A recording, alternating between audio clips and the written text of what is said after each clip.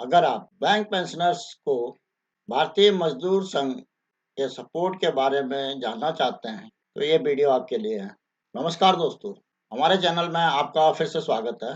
दोस्तों, कुछ दिन पहले हमने एक वीडियो निकाला था जिसमें कि ये बताया था कि all India bank pensioners welfare association, जो कि दिल्ली बेस्ड है, जिसके honorary secretary Shri RS Sharma ji हैं, उन्होंने अपने पत्र से सभी कॉमरेड्स को, मेंबर्स को एड्रेस किया था कि अब धरना और प्रदर्शन किया जाएगा जंतर मंतर पे।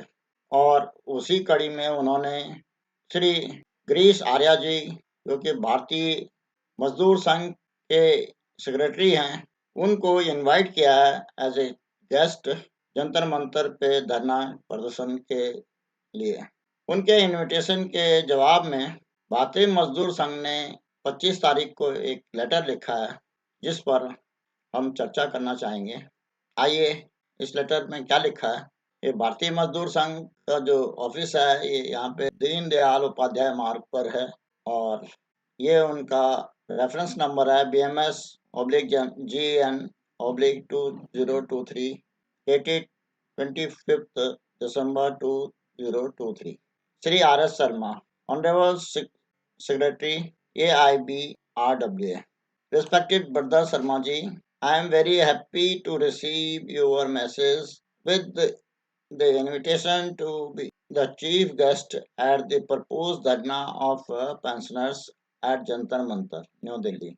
It would be my pleasure to be part of your fight for justice rather than just being a guest. ये वो कहते हैं कि मैं गेस्ट ही नहीं, मैं उसका आपके धरना प्रदर्शन का हिस्सा बनूंगा।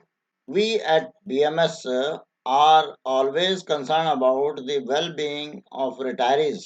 That is why we have been strongly raising the issue of bank pensioners who have been deprived of their legitimate rights due to concerted efforts of pensioners activists right from 2016. In the last 2-3 years, some major breakthrough like removal of ceiling on family pension, improvement in ex gratia for pre-1986 retirees, 100% DA neutralization for pre-November 2002 pensioners, pension option to resignees, and in the recent MOU on the wage revision dated 7 December 2023, wherein pensioners up to 31 October 2022 have been offered ex gratia as interim relief, have been made. Pension updation on RBI line remains to be dealt with. ये इसमें x gratia को as interim relief कह रहे हैं, और जबकि UFBU द्वारा interim relief नहीं कहा गया है, वो तो ये कह रहे हैं कि ये दिया जा रहा है, इसके लिए वो नेगोशिएटिंग कमेटी में बातचीत करते रहे। There is a need to take monthly ex gratia with positively. The main task of pension updation on RBI line is still pending. Till it is not achieved, we will continue our struggle and efforts. ये अपने तरफ से कह रहे हैं कि x gratia को positively ले लीजिए, और RBI के पैटर्न में जब तक अपडेशन नहीं होता तब तक स्ट्रगल कंटिन्यू रहेगी। ये कुछ दोनों तरफ की बात कर रहे हैं, और ऐसा लगता है कि ये स्टेटमेंट थोड़ा सा पॉलिटिकली मोटिवेटेड है।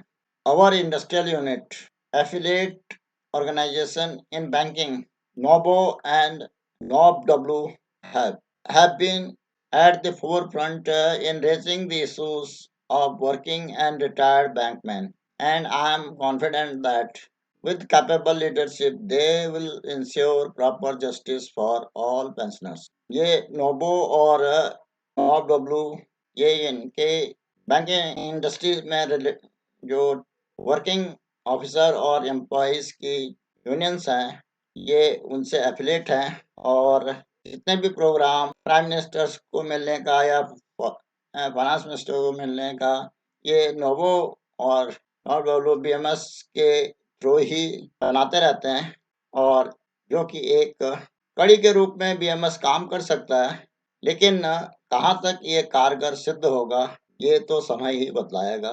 Please consider BMS as your partner in the movement demanding justice for all bank pensioners. Ex gratia amount is neither a substitute for pension updation nor the MOU is a finality. इसमें ये वही specify करने की कोशिश कर रहे हैं कि एक्स ग्रेसिया जो है ना, ये पेंशन अपडेशन का सब्स्टिट्यूट नहीं है और ना ही एमओयू जो है वो फाइनल डॉक्यूमेंट है. We promise bank pensioners that we will continue our struggle and efforts until pension updation takes place on RBI lines.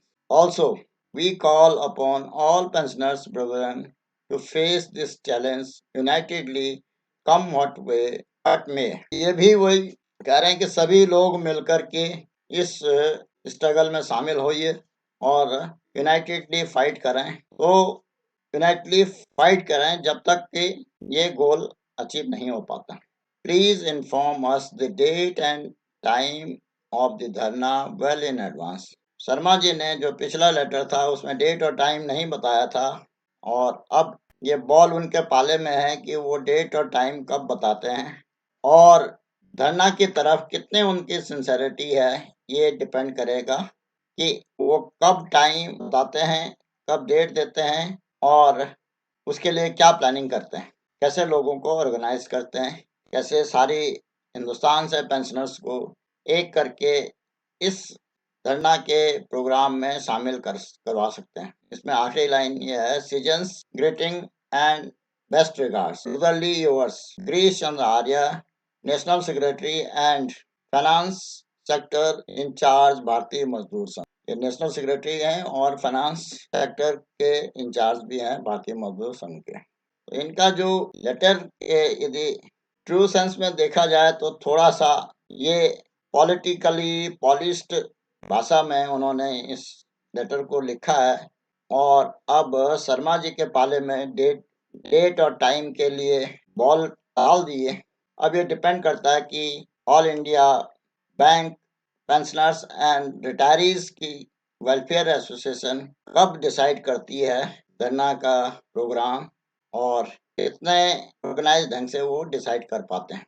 दोस्तों, ये गिरीश चंद्र आर्य जी जब कभी भी कोई नोबो के मेंबर और कोई भी फाइनेंस मिनिस्टर्स को मिलना चाहता है या कोई अपनी समस्या को सामने ले जाना चाहता है तो मिलवाने का काम और उनके रिप्रेजेंटेशन का काम करवाते रहते हैं. लेकिन जितने भी मीटिंग अभी तक फाइनेंस मिनिस्टर के साथ हुई हैं उन मीटिंग्स का कोई नेट रिजल्ट अभी सामने नहीं आ पाया और आईबीए और डीएफएस अपने मनमाने ढंग से पेंशनर्स के इशू को अभी तक घुमा रहा है और चाहे वो 100% ईयर न्यूट्रलाइजेशन का हो, उसमें रिट्रोस्पेक्टिव इफेक्ट से कोई दिया नहीं गया, चाहे स्टेट बैंक का पेंशनर्स का मामला हो 40 से 50% का, उसमें भी रिट्रोस्पेक्टिव इफेक्ट से डीएफएस ने मना कर दिया, चाहे वो पेंशन अपडेशन का मामला हो. जब डीएफएस की हाई पावर कमेटी बैठी थी तो उस कमेटी में आईबीए ने ये कह दिया कि ये पूरी अपडेशन बैंकिंग इंडस्ट्री का मैटर है और इस कमेटी को केवल स्टेट बैंक के एक छोटे से इशू जो 40 से 50% का था जिसमें कि 17% ऑफिसर ही शामिल थे, उस इशू का ही निर्णय दिया गया और अपडेशन का मामला छोड़ दिया गया. जबकि दिल्ली हाई कोर्ट ने डायरेक्शंस दी थी टीएफएस को कि ये सारे मामले कमेटी के द्वारा डिसाइड किए जाएं. दोस्तों, मेरा ये मानना है कि चाहे कोई भी पेंशनर्स एसोसिएशन है, चाहे एआईबी पार्क है या अन्य कोई भी ऑर्गेनाइजेशन है, वो यदि संगठित होकर के सभी मिल करके एक साथ धरना प्रदर्शन या जो भी कार्रवाई करनी है वो मिल करके करें तो उसका असर ज़्यादा होगा, बजाय कि एक एसोसिएशन एक जगह काम करेगी, दूसरी एसोसिएशन चिट्ठी लिखती रहेगी, तीसरी एसोसिएशन केवल कॉल करेगी लेकिन एक्शन नहीं लेगी. तो इन सभी अलग-अलग किस्म की कार्रवाई से बहुत ज़्यादा सफलता मिलने की संभावना नहीं है जब तक कि सभी लोग एकजुट होकर के एक ही मंच पर आकर के काम न करें. दोस्तों, आज के इस वीडियो में मैं इतना ही कहना चाहता था. आशा है कि इस वीडियो में दी गई जानकारी से आपको लाभ होगा और आपको पसंद आई होगी. अगर ये पसंद आई तो उसको लाइक करें, साथ ही इस वीडियो को अपने दोस्तों में शेयर भी करें और फाइनेंशियल लिटरेसी से संबंधित, बैंकिंग से संबंधित या बैंक पेंशन से संबंधित या गवर्नमेंट की स्कीम के बारे में जानने के लिए इस चैनल को सब्सक्राइब करें। साथ ही नए-नए वीडियो के जल्द नोटिफिकेशन के लिए बेल आइकन दबाना ना भूलें। वीडियो को अंत तक देखने के लिए धन्यवाद। जय हिंद, वंदे मातरम।